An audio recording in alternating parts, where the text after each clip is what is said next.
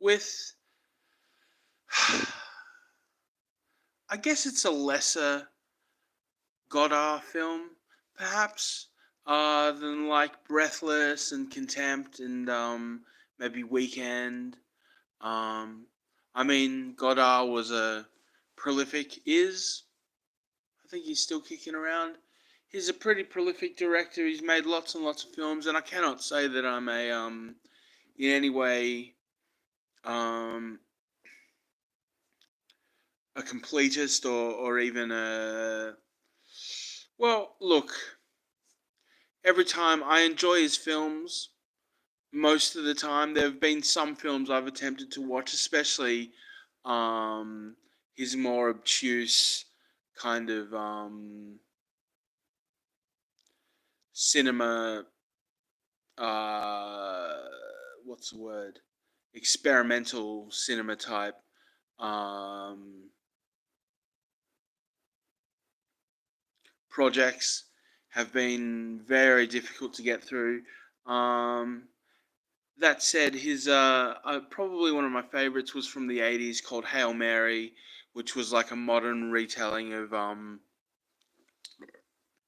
of the story of the Immaculate Conception.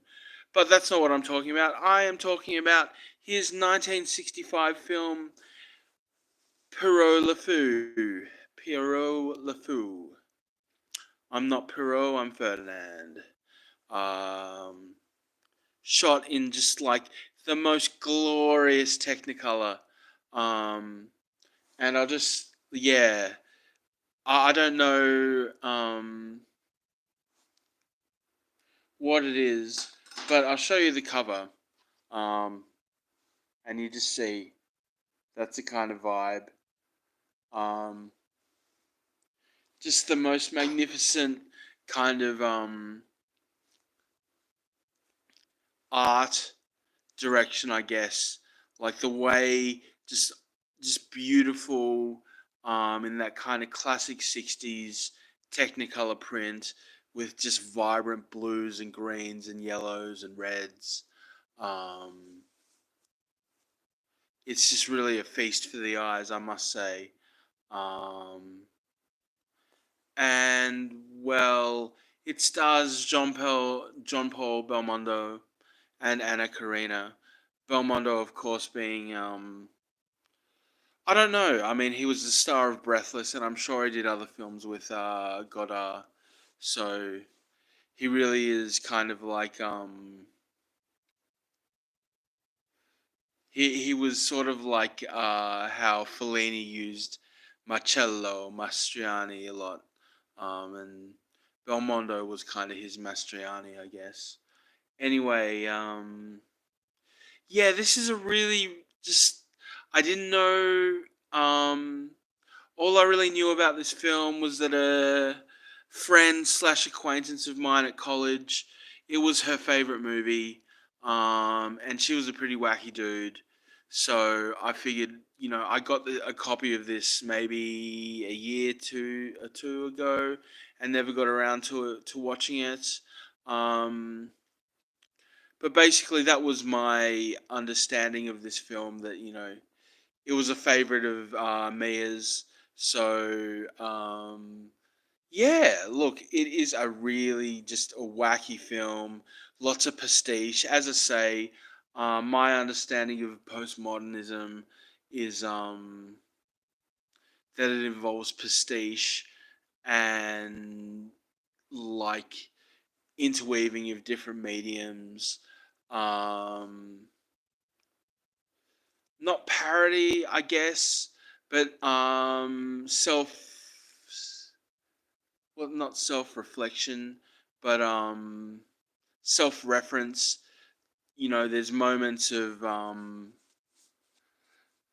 breaking the fourth wall, um, references to other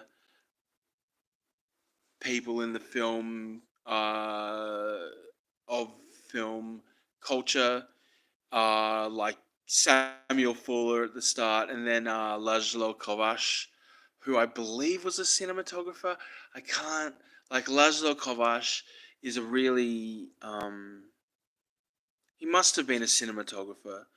I'm not sure. I get mixed up with all those kind of Slovenian, Slavic names, but Laszlo Kavash, I'm not sure. I'm really not sure. But um, yeah, and kind of um, not really obtuse, but almost what's the word? Just having these bizarre, um, almost circular narratives that are not wholly related to the film, I guess, but almost giving a magical, like the whole thing is just a fantasy or something. Like it's not a fantasy film, obviously, but it really does feel like there's a meta a meta narrative going on within it, which is really quite bizarre. Um, so anyway, I'll try and explain the story if there is one, and I might also add. I understand to some extent how Tarantino was influenced by the film of Godard, I guess, in the way that there's a narrative, but then there's also these moments of just like everyday lively conversations and things. Like, um, there's a scene where he's like on a boat, or yeah, I think he's on a boat and he's eating like this ridiculously big piece of cheese, and there's a woman talking to her about how she's the secret queen of Lebanon, and how she converted to Islam and all these things. And then later, there's like a soundtrack playing, and he's talking to this crazy old dude who kind of looks like Liam Neeson in a fat suit, talking about the song. Can't you hear the song? And he hates the song, and can't you hear it? And Belmondo goes, no. And he's like, why don't you just call me crazy? And he says, you're crazy, and walks off. Um, it's just, yeah, I mean, this is kind of high art house cinema at its finest, I guess. High new wave cinema. Um, just breaking all the rules, taking the film in different directions. You know, there's a couple of musical numbers in there just for good effect. Um, Ridiculous fight scenes. Um, and like at the very end, it's really strange. It's really cool. Like there's this one moment where you think something's happens and the music swells, but then it cuts and goes in a completely different direction, and then after that there's this action and moments and things, and then the same music swells again, and then it cuts again, and breaks back into just natural sound. And then finally, it gets to the very end, and it allows that music starts up again, and it goes and goes and goes. And then it finally comes to its natural conclusion. And it's almost like um, is it like false? It's misdirection or something. Like he's like, this is the moment. No, no, that's not it. Oh, maybe this is the moment. No, no, that's not it. This is finally it. This is finally the very peak of the narrative, and this is what it's really meant to be. You know, maybe I've explained that pretty wrongly. I don't know. Anyway, I'll talk about um, the film. Basically, it's about this chap played by Belmondo, Pierrot, aka Ferdinand, stuck in like a controlling marriage um, with a daughter, but he's kind of a romantic, I guess. and he goes to a party, and the party's really well shot. It's got these like different colored filters and things. Um, and then he basically runs off with a woman. I believe he runs off with a woman that he meets there. Um, and then what happens? Um, they steal petrol, and there's this amazing scene where they're stealing petrol, and they squash, they they make the petrol attendant look at their engine and then drop the hood on him, and then they're like, "There's another guy," and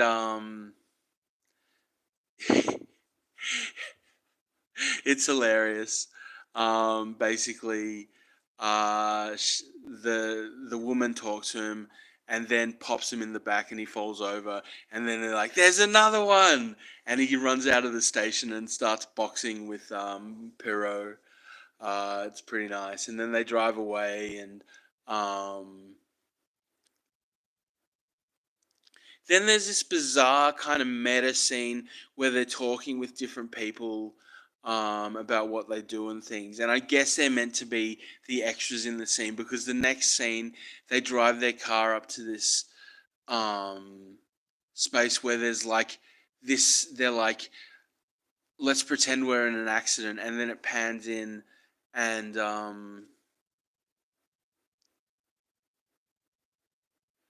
there's like a car with all these dead people in it and stuff. It's not even mentioned. And that reminds me, previous to this, before they run away, they're in an apartment, and then there's like a guy dead on a mattress, and it's not even mentioned the first time you see it. And it's like, what the heck is going on? And then they that happens, and so basically, as I say, I've only watched this once, so it's not completely clear in my mind. This is definitely one of those films. As I say, it's a cult film where you just like, you will not, with cult films, often you will not fully understand what's going on until you've watched it a couple of times. So anyway, they burn the car, pretend, they've got a gun, they run away, and then they're basically in this idyllic kind of beach um beach villa or house, um, eating fish out of the ocean, um, reading books, and all these kinds of things. Again, it's very just obtuse, I guess. And there's a scene with like this glorious parrot on his shoulder, and then they're having a meal at a table, and there's randomly like a fox just hanging around, like a chill little dude fox. So they do that for a while, and then they decide to go into town. And it turns out that when they ran away, they stole someone's money. So the people want their money back. Um, and then there's scenes, there's not really mundane, but it's kind of that um, the just the beauty of the ordinary, just kind of scenes of them being lovers and things.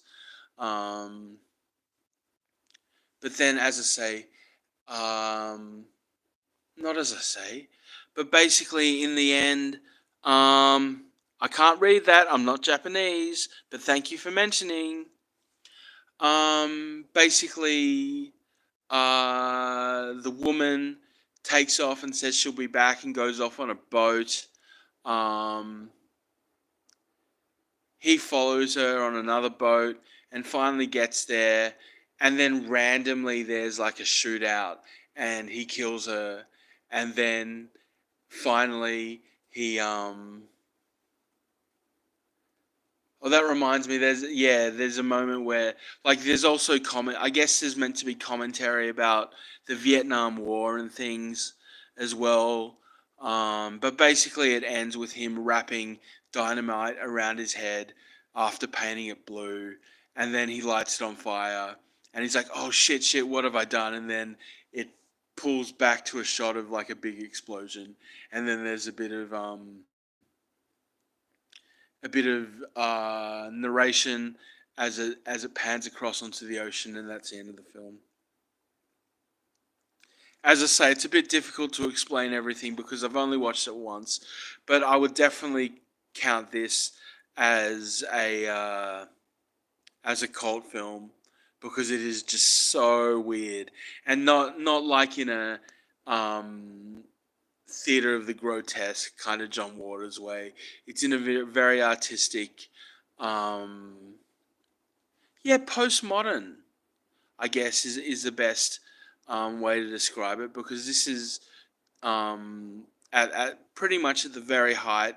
Well, maybe not at the very height, but this is kind of of that time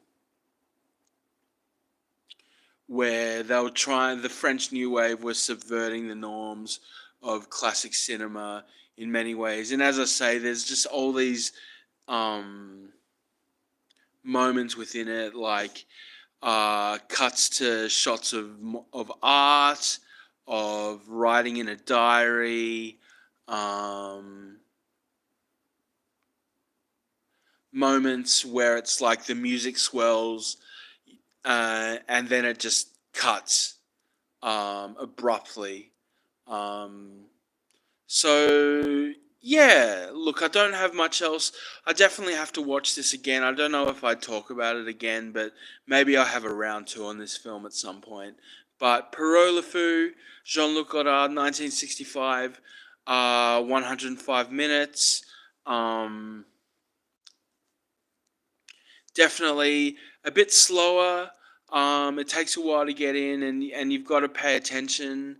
I guess it's definitely one of those kinds of films of that new wave. Long takes, not like Breathless with the jump cuts and all that kind of stuff. Um, you could definitely sense that this is a director who's working at a pace that within 6 years of his first film, he's making things that are just so different and experimental, but just not the same. So yeah, I mean, I've got A Bond Apart to watch as well. I'll watch that later. Of course, that's what Tarantino named his production company after at the beginning. So I'll get around to that at some point. Anyway, I'll leave it at that. There's not much else I can really say. Coming up next, um, a Christmas classic in my eyes. I'm a bit sad that I didn't get around to watching it over the holiday season, but it's the 2000 comedy film Screwed, starring Norm Macdonald, may he rest in peace, Dave Chappelle, and Danny DeVito. One of my favorite Christmas films. I definitely call it a Christmas film. So to those who are viewing, thank you so much. I appreciate it. I'm just here doing my thing, talking to myself as one Japanese person sees me as doing. Although I've really got to say, there's just something about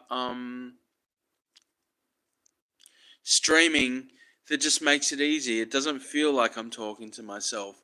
It feels, because that being on the other end of the parasocial connection makes it easier just to kind of ramble and blather and talk. So that's what I am. I'm Ray the Cat Daddy, talking about cult cinema again, and I will catch you on the next one. And remember, if you get angry, you're doing it wrong. Ciao. Thank you kindly. Peace to the lovers.